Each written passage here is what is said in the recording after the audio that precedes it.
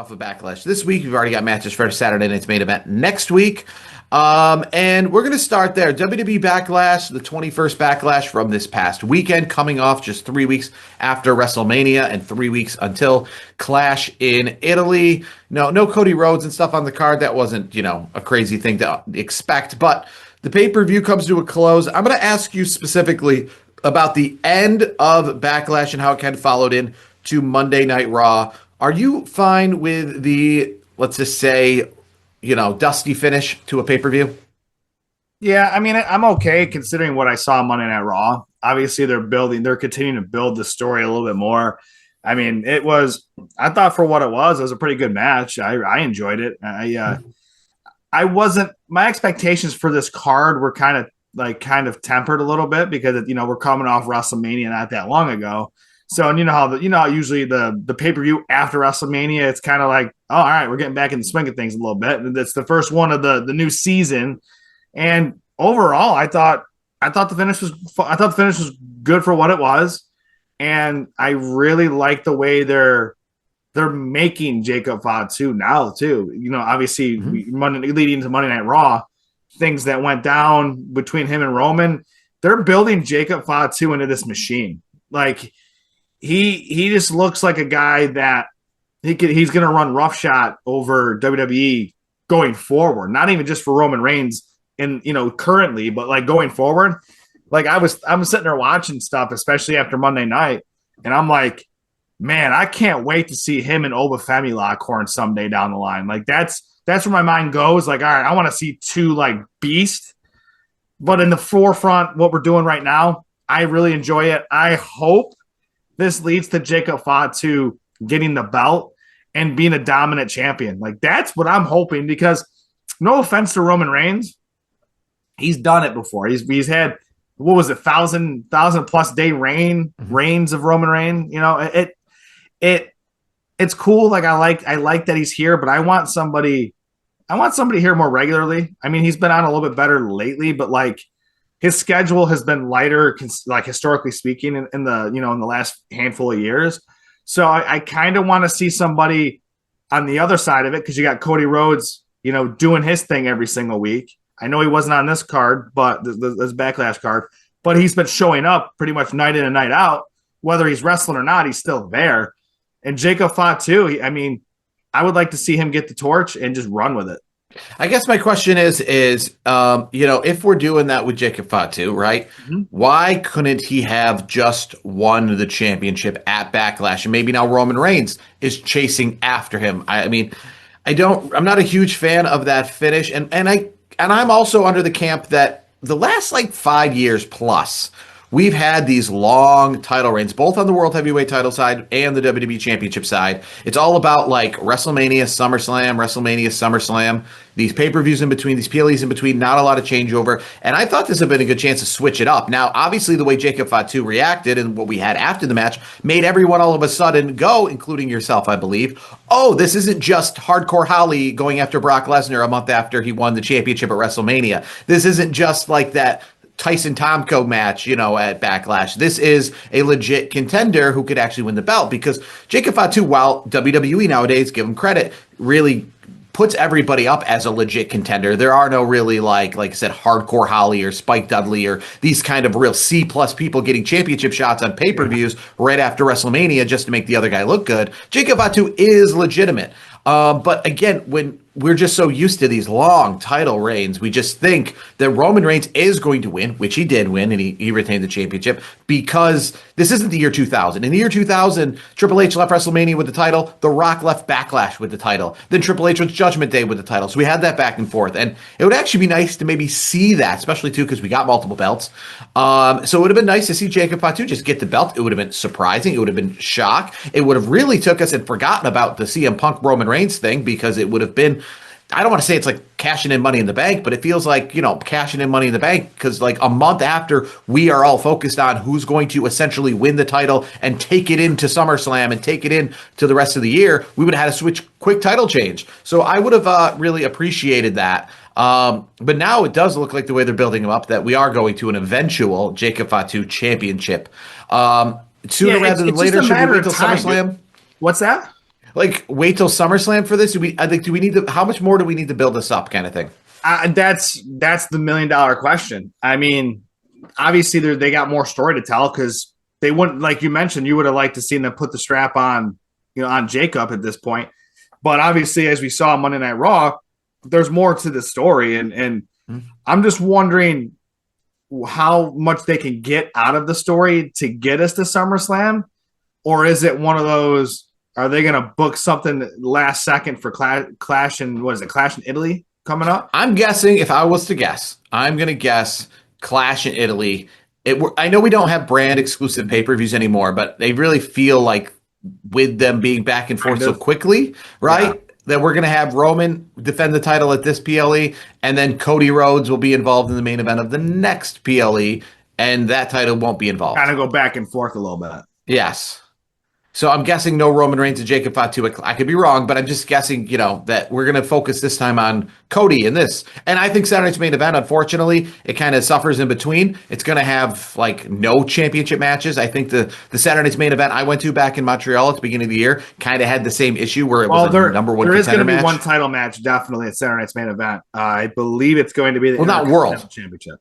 Not World, yes, not World, but there's still going to be a title. It sounds going to be Pence on Ethan Page. Yes, it's going to be, and that's why I say it's not going to be. So when Saturday's main event started, 2 years ago since they brought it back, it was obviously just like a PLE. Like you had Cody Rhodes in the main events, things like that. Obviously, John Cena's final match was at Saturday's main event, but the last one didn't feature any champions. It was a number one contender match to be the main event for Saturday's main event, which was all the way back in January. This one, we're probably going to get ourselves something like a women's tag title match for the main event, maybe a women's championship match, something.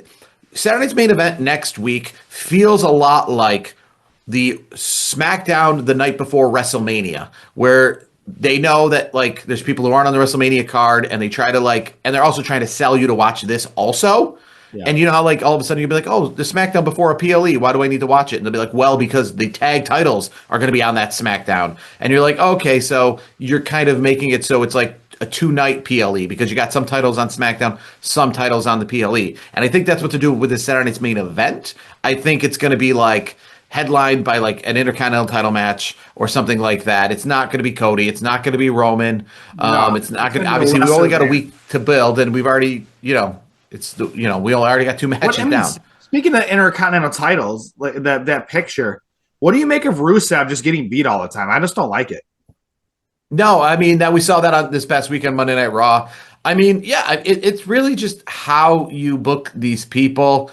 I would like to see him, treated. I think he's a formidable foe for Penta. I think that would be a good match. I'd look forward to that maybe a little bit more if treated right than Ethan Page. I mean, not like I don't like Ethan Page, but Rusev, it's crazy to think that it was, 10 years ago, WrestleMania 31? I mean, he came out with Lana to face John Cena. And he came back from AEW to WWE just to and they're not doing be used right.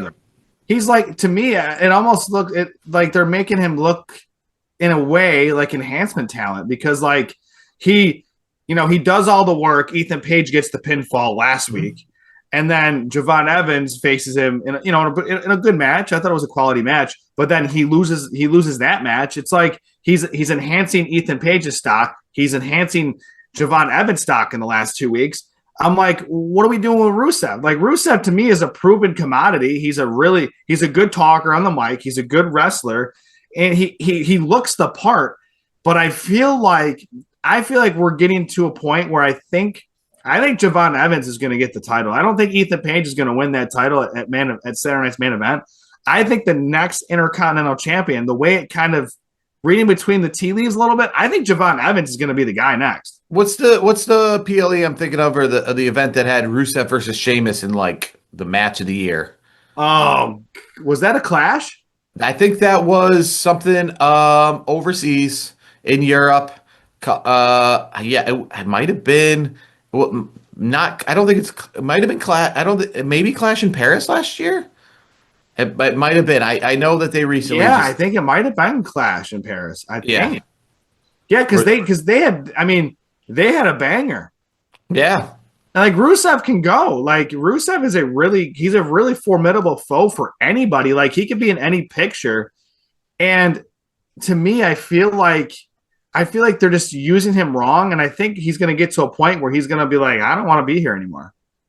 Well, I mean, it's just the swinging door of AEW to WWE back and forth, seeing if Well, somebody I don't. uses I you. think he has a better chance of going to if he needed to go back to AEW versus Alistair Malachi Black, Yeah. because it seems like Rusev is more well thought of. I guess people like to work with him and do business with him more than Alistair Malachi Black. At least what you've seen reported out there. So I'm not saying I want him to in AEW by any means.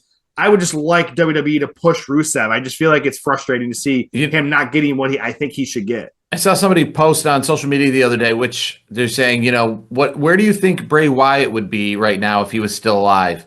And honestly, he'd have been released again from Yeah, I think he would have WWE. been on these latest cuts. I mean, he might have, well, I think the Wyatt 6 came around a little bit later, so he would have probably been on the last line of cuts, because to get on this line of cuts, he would have been since 2020, hired since 2023. So that's like a solid 3 years of Or he could have employment. been, or Bray could have started the whole process where he kind of did what the New Day did. Like, TKO comes to him and says, well, you were worth more at this contract. You're not, you don't think you're as worthy of that contract as you are now. We want you to take a pay cut. And then he bounces. I could have seen something. I mean, obviously, fantasy booking this, so to speak. It's kind of hard to say. Yeah, but it's funny because people say, where would Bray Wyatt be? Well, remember when Bray Wyatt came back in 2022, where was he before that? Not with WWE, because they released him. Yeah. And then he came back in 2022 at Extreme Rules in a big, ending of the PLE coming out, big whole thing.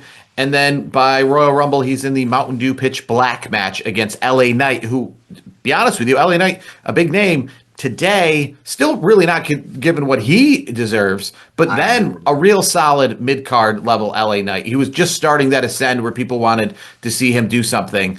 So LA Knight versus Bray Wyatt was the only PLE match that Bray Wyatt had in his return. And it was really there, again, sponsored by Mountain Dew kind of thing. He wasn't in the Rumble. He wasn't in the world title match, anything like that. So, that was his last match, I think, wasn't it? What? That was his last match. Yes. Yeah. Sad to think about, really. His only PLE match when his return, because again, he returned. They didn't put him right in the Survivor Series because they're doing the slow build to the Pitch Black match. And then he was supposed to have a match at WrestleMania against Bobby Lashley. That obviously did not happen. And then he passed away over the summer, kind of disappeared for a while. Obviously, he was a part of WrestleMania in the sense of in the merchandise and in the selling of the event, but nobody really knew why he wasn't there. And then in the summer, he passed away. But yeah, you wonder. Now, one thing I'll ask you about the PLE this past week, seeing online that the people who do the math, who got their timers out, their stopwatches out, that the 5-match Backlash had more in-ring wrestling time than either night of WrestleMania. Did you notice that? Did it feel like less commercials, more action? Honestly, I didn't feel a difference. I just feel like it was a back to normal PLE, not like a WrestleMania. I felt like you're going to see a lot of ads and things like that, which honestly, it didn't bother me as much as I thought it would, because it gave me a chance to get up, grab a drink, grab a bite to eat, grab a snack, whatever. Honestly, I felt like the pacing of it was just fine. I did see the calculations on the social media realm, so to speak, and I was like, huh, that's interesting. I didn't there hasn't in that 3-hour window, whatever the total is, there was not that much wrestling. There was a lot of entrances. Well, yes. There was a lot of commercials or different segments. There wasn't a lot of in-ring bell-to-bell wrestling. There was more, though, than WrestleMania. Now, that's true. But it wasn't still a lot, though. It really wasn't. 7 nights, 7 matches at WrestleMania on each night that went 4 hours long. And those 7 matches in total went less time in 4 hours than these 5 matches in under 3 hours went in time. And the match between Io Sky and Asuka went 18 minutes. And let me tell you, nothing women's wise went 18 minutes at WrestleMania. And speaking of Asuka, she's done. She's leaving. You see that on Monday Night Raw? It's done. I mean, do you say that this is we're done, or we're starting a farewell tour, or we're done? I think she's done. The way like I've never seen Asuka with that much emotion on Backlash. Like after the match with Mhm. Io, like Asuka, I've never seen that from her. She usually doesn't put that kind of that type of emotion out where she was, you could tell she was visibly moved. It was kind of like everything was kind of. I think I think it was overwhelming for her at that point because I think she knew, like, all right, I think this is it, and then the way they presented it with Io and her, Io saying goodbye to her, and she's got her suitcase and she walks out the door. That imagery to me says that's the last image we're going to see of Asuka. I don't see her coming back. You know what I think she needs to look at all these opportunities that are passing Gunther by, man. He could be retiring Asuka. Come on. Jeez. I'll put my money on Asuka because Asuka's still a badass. I'll be honest with you. It would be interesting, and I can just say I'll put my thing on here because people have asked me this before, and I think it's kind of a dumb question. I am perfectly fine with intergender in the world of professional wrestling because people. That's not. It isn't sport. It's entertainment, and if obviously done, I know obviously they did it in the past, maybe in a domestic violence style of way, sometimes in storylines, but in a match which we see all the time, right? Masha Slamovich was going up against guys. Shayna Baszler and we're talking outside of WWE for the most part. They do these kind of matches. Jordana Grace, Shotzi Blackheart is getting involved in like 6-man ladder matches where she's the only woman involved. I think in the world of wrestling, it's just fine. It works because it isn't an actual athletic competition. They're only getting hit as scripted. They're only winning or losing as scripted. There is no like, well, he won because he's a guy or she won because she's a girl. Rey Mysterio would still be working at a car wash if that was the case. He wouldn't have won the world championship. He wouldn't have beaten the Big Show. Those things wouldn't have happened.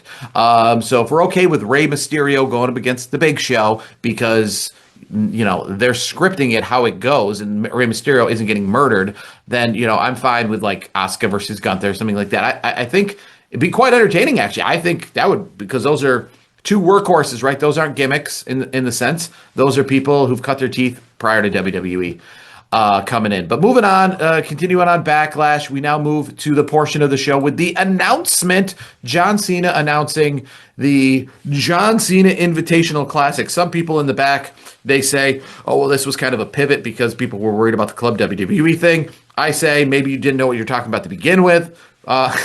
So maybe you're just lying and saying it was a pivot because you said it was going to rain and then it didn't rain. So you said that God made a pivot because he knew that I knew it was going to rain. The dirt sheet community, and is yes. You take their word for what? Nothing. I don't. When they put stuff out there, like I'm just like I kind of almost think the opposite. Like, all right, this is what's going to happen. They say, nah, I think it's going to go the other way. And guess what? A lot of times, more times than not, they're wrong. And when sometimes they're right, I feel like it's like they threw something at the wall and it finally stuck. With the John Cena Classic, whenever it is, I don't know when it is. I don't really know much about it other than it's coming sometime at some point. I have a passing interest. It's nothing that is really like, it's not like they announced a third night of SummerSlam or something that's really got me juiced up and excited. We're not even worried about wins or losses here. And frankly, what's with these like pseudo championships? Why can't we just give them like a trophy or something? Because it's like the Crown Jewel Championship. It's not a real championship if it doesn't get like defended. If it's just like a one-off thing, the Mae Young Classic, you get a championship, you get like a trophy, right? Because it's not getting defended. So we don't need like a title belt itself. But what do you make of this idea? Do you think that what we saw at Saturday's main event with John Cena and getting people over like Oba and others was good in its time, or are you excited to see it now put into practice for a full event? Yeah, I'm optimistic. It's going to be a good event, so to speak. I think you're going to see. I mean, the way John presented it, it's the fans have a lot of control. Like, vote for your competitor kind of a thing. Like, that's cool. Like if it truly does mean that, and you're giving the fans a real voice, whether they win, lose, or whatnot, and they put out a good show and you give them a bigger vote and they get to keep moving on. I think that's kind of cool. I think it's different. I think it'll show the executives at TKO like, hey, maybe like a guy, I don't know, I'll just say like a Chad Gable kind of person, like somebody who we all love, we all think is a great wrestler, we think he does, he or she does great work, but doesn't maybe get the recognition or the push. This is the type of event for them. And it's a type of event for us fans to say, yeah, that's the person we want moved up. Let's go. It kind of reminds me like how this is going to play out with wins and losses don't matter, and the fans are going to make the vote here, regardless. I remember, ex-girlfriend of mine, she got into professional wrestling with me, obviously, and she said what she could like about it. She was really big into like competitive dancing and things like that. And, it is a performative event. So I say, you know what? Why don't we just scrap pinfalls and submissions? Why don't we just, this seems like a thing Vince McMahon, maybe if he was still around, he'd be doing it. Why don't we just put a timer out there, 20 minutes on the clock, let them go out there and wrestle, do their quote unquote performance. And then just like this John Cena tournament, you can make the call. The judges at home can decide who won the match. What would you say about something like that? Because that's really what this is, right? I know they're going to make the pinfall, I guess, to end the match, but the winner and loser of the match is going to be via judge's decision, aka you at home. I don't mind it. I think it's different. It gives it a reality show base to it. Mm-hmm. Almost like, in a way, it's almost like American Idol in a way. Or like competitive. It's like Dancing with the Stars. Yeah, it's competitive, but you like the fans still have a voice. I think it's an interesting concept. I think overall, I just want to see how good the execution is. Like you could tell us whatever you want and make it sound like it's going to be this wonderful thing, but until like you actually put it in motion and I can see it, then I'll be either stoked about it or thumbs down. But it has me intrigued. I am intrigued enough to check it out. That is what he made it out to be. It's going to be just like a one-night event. He kind of made it out like it was going to be like a classic, like we've seen with like the Mae Young Classic, things like that, where it's like you win and it's like a multi-day thing, like a King of the Ring style of tournament. But then he also made it out like it's going to be like a one-night only thing per year. So I'm not necessarily knowing if it's like you get voted on, to go along this tournament. Because when they say classic, it makes me think tournament brackets. And then like, the Dusty Rhodes Classic back in the day, in the tag team world of NXT, the King of the Ring, the Mae Young Classic, the one they did out in the NXT UK. Those kind of things make me think it's going to be like a tournament style bracket. So I don't know if it's going to be like stuff happens on Raw and SmackDown to lead up to it, or it's just going to be one singular event, how they're going to pick who gets in. Will pinfalls matter to get into the classic? And then our vote matters once it's in. I guess we'll find out. But John Cena, boy, he sure can't stay away. I mean, it's crazy because he just retired and you'd think there'd be some breathing room between the time that he got retired in WWE, but back-to-back PLEs. I wonder if we'll see him in Italy. Only time will tell. But finishing up Backlash talk, right? We got Braun Breaker picking up the win in a way that you'd expect, right? Getting help from the outside. And Trick Williams retaining his championship with the Gingerbread Man in Little Yachty, I guess you'd say, against Sami Zayn. I'll start there. What did you make of, and I'm excited that SmackDown's going back to 2 hours very soon because of stuff like this. What do you make of SmackDown ending with the Gingerbread Man funeral? It was not... I did not enjoy it. I'm not gonna lie. To me, it just was cheesy, kind of tacky to me. I'm just like, sure, it's a cheap laugh and maybe a cheap pop a little bit, but yeah, I wasn't really for that per se. It was, and when you got like guys, you got talented wrestlers like Rey Fenix being used in these type of things instead of being in the ring, kind of turns me off a little bit. I mean, we did also see some fun, I guess, in that sense at Backlash. No big surprise. I guess I guess that's what we expect from WWE, right? We got Jelly Roll, we got all these different people. Rhea Ripley. It was Minniehausens. That was the guest for Danhausen, which is on brand, by the way. That's very much on brand for him. And you know what? The Minniehausen there, nice job. He actually did a pretty good job. He was actually very entertaining. I watched the event with my cousin and over the weekend and we were both for like, man, this dude can go. And then we find out he's a AAA wrestler. I was saying like, one thing that's been going around, I know there's not one specific company. There might be one company that claims to be the top, but I know there's tons of companies because like every single weekend here in Central New York, it can't be alone. Every town in the country has got this micro, midget, whatever they want to call it, wrestling going on. Yeah. And I might be more apt to be interested because, the indie wrestling companies, that exist, they obviously on the poster put, former WWE person, whatever, Carlito, former WWE superstar, former Ring of Honor superstar. Maybe these micro ones, obviously, with all the Minihausen's getting involved, you know what I mean? And they'll be like as seen on WWE TV, Minihausen number 6 or something like that. Yeah, Make and me want you to know go to what one of these though? events. I still remember when we went to a GCW show, and I think it was Mance Warner versus Microman. I think it was. Yes.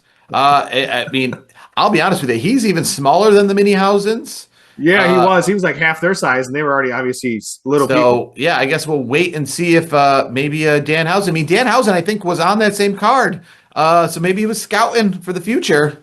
Uh, That was the funny thing when I saw that when I was watching that live, and like Minihausen and the Minihausens Mhm. were his tag team partner essentially. The first thing I looked at, I thought of like our time at GCW, and I'm like, is it Microman? So I pulled up Microman. I was like, nope, he's too small. Like I was like, these guys are a little bit bigger than Microman. Yes. I mean, it was an entertaining card. I equate Backlash to, I mean, it really felt 100%, and no disrespect to Backlash, it really felt like Saturday Night's main event and what they've been presenting as a Saturday Night's main event the last couple of Saturday Night main event cards with limited matches. I guess just the overall feel of the PLE did not feel like I did not think for a minute that was WrestleMania. I did not feel for a minute that was the Royal Rumble or SummerSlam or even really like Money in the Bank. It really felt like a Saturday Night's main event, which is okay because it's only Backlash. But it really felt like it was the real equivalent of a B show pay per view. Oh yeah, I mean, it was like you said, it was fine for what it was. I mean, it wasn't. Yes. I enjoyed it. Like, I mean, I had a good night with it. Like, my cousin and I are big wrestling fans. Obviously, we do the show, but yeah, him and I both. It was nice too because it was actually done at a decent time, Eastern time. It wasn't bad. Now, what do you now? This is what I can never really understand, right? So we already argue we want these things in wrestling, and we want them on certain days, we want them certain times, Yeah. and now we're getting this event. They moved them to Saturdays to get out of the way of football a couple years ago, but now like a lot are on Saturdays, even not in football season. So we're starting it at 6 o'clock. So if we're going to start it at 6 o'clock, then why do we need to move it from? Because back in the day, WrestleMania was starting at 8 p.m. on a Sunday, and I was the one arguing, hey, can we pull these up? I didn't even think Saturday was an option. I was just, can we make it 7? Can we try to make it a little bit earlier? And now we're making it 6, but it's on a Saturday. It's like, well, if we're making it 6, you might as well be able to make it on a Sunday. What, like, that's the whole reason. It's either like UFC events, they're on Saturdays because they go till 2 o'clock in the morning. But if it's going to be over at 8:30, what do we need to put it on a Saturday for? We could have it on a Sunday after all this. I jokingly think they do it so they're done by 9 and they can go to the main event for UFC at 10 o'clock. I mean, I think, and I think that's what has made it with these UFC events going on at the same time. I think there's always tons of UFC events going on at the same time as these WWE events. But it's just weird because back in the day, these PLEs, these pay-per-views started at 8 p.m. on a Sunday night, in the middle of winter on the East Coast, 8 o'clock. What time did it get done? Like 9 o'clock? It was under 3 hours, so it would have been over before 9. Just before 9 then. Yeah. It was just before 9. Yeah, because I remember watching.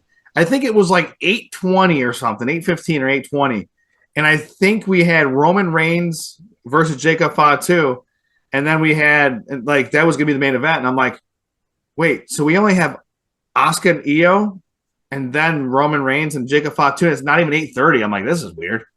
Yeah, I would prefer if we're gonna have them on I like it's not so much Saturday, Sunday. If we're gonna have them on Saturdays, I kind of prefer a little bit later. I understand UFC, that's not my cup of tea. I'm just in for the WWE. So I prefer it to be on a little bit later because, it's the sun's still out when the show starts. The sun was still out literally when I left WrestleMania. That was regardless of what coast I was on. That's weird to literally be only 6 o'clock, in the afternoon when I'm leaving WrestleMania. But if we're going to start these so early and we're going to only be 2.5 hours as it was, like, then might as well be on a Sunday. I think it would be better fit on a Sunday because, again, you got less competition. And again, I don't want 9, 10 o'clock at night, 11. I don't want midnight on a Sunday. Nobody wants that. We're probably going to get that next week with AEW. But again, it's just like this thing where we're starting it at 6 o'clock. I just always wonder because 1998 was around, and I'm wondering why can't they run these pay-per-views in Paris where they're getting sold-out crowds? Why can't they run WrestleMania in London where they get a sold-out crowd? Why can't they be at 6 o'clock at night? Why do they got to be at 8 p.m.? Why do they got to start so late? And now it's just so weird that we get our wish for it to start at 6 o'clock, but now it's on a Saturday, so it doesn't even matter. So it's like, good news, everybody. You know what I mean? We just gave you $1 million, but also you were found out you were a millionaire earlier this morning. Cool for the folks in the UK because they're 5 hours ahead of us. So they're the best people because it's on a Saturday. Yeah, because it's early for them. It's acceptable time for them, and it's Saturday. So the Saturday part comes into play for them for sure. They're the ones who cash in. Hey, it works. I like it on a Saturday. For me personally, Sundays for me, especially during like football season or you name the season, I'm usually watching other things, and it's like I don't want to like have to choose between the two because it's I rather now. I feel like they're at this time of year, not football season, right? But because I know football goes all day, but this kind of time of year, you're going up against less on Sunday than you are on Saturday. It's 6 o'clock at night too. I like watching baseball at night too. But baseball's got primetime games on Saturday. They only got the one primetime game on Sunday. Everybody tries to get stuff done. So again, I'm not saying 8 o'clock at night, but it's like I remember just back in the day, I was like, hey, it'd be great if PLEs were either at 6 o'clock or they were on Saturday. And WWE's like, how about both? Like, all right, so if we got both. But on the bright side, you get still enjoy your Saturday night though because you're done by 9 o'clock. Well, I guess if you're 20 years old and you're leaving at that time. I mean, I personally liked it a little bit for being early in the sense that I was at another wrestling show. So by the time I got home at like 10 o'clock at night, it was already over, so I could already watch the replay of it, kind of thing. I didn't have to wait for it to end. I just think it's kind of strange. I know, I think it was Royal Rumble of 2025 in Indianapolis. It was a 6 o'clock start locally, and I thought that was kind of strange. And they've kind of gone into these 6 o'clocks more often. So it's just kind of strange that we're moving them up to 6 o'clock. It just seems very early to me. And it's such a juxtaposition because we got all these people complaining about, WWE prices of streaming services. And I have to be like, back in my day, and this is another one of those back in my day, Backlash went to 11:30 at night. I remember going to a Backlash on a Sunday night that went to like midnight. And here we are. They're on Saturdays and they don't even go to 9 p.m. local time. Crazy to think.